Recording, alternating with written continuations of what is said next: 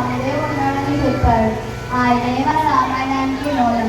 రామాయణం అంటే రాముడు నడిచిన మార్గం. అంటే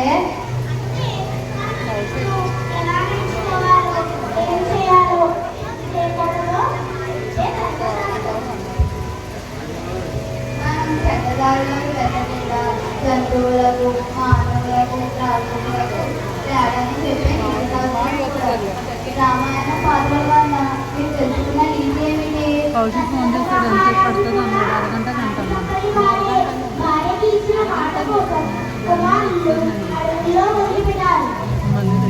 ఆ బాధతో ప్రాణాలు కూడా విడిచాడు. అంటే మనం మన ప్రాణాలు పోయినా ఎన్నడూ పాడకూడదన్నమాట. ఆయన కుమారుడు రాముడు, ఆయన కూడా ఒకే మాట ఒకే భక్తి. తండ్రి మాటను తెలపడం కోసం తాను రాజ్యం వద్దని అడుగులు వెళ్ళిన మహానుభావుడు. అంటే తల్లిదండ్రులను ఎల్లప్పుడూ గౌరవించాలి. అడుగులకు వెళ్ళాలని రాణివాసము శుభాన్ని విడిచి భర్తతో అడుగులకు వెళ్ళిన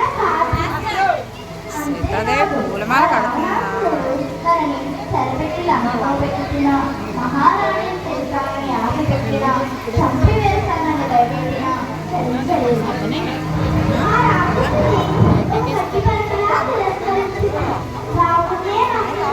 ఆయనే వచ్చి తీసుకువెళ్తాడని ఎదురు చివరకు కష్టాలు కట్టెక్కి ఆయన చేసి అసలు స్త్రీని కోరినందుకు తప్పు చేసినందుకు నాశనం అయిపోయాడు.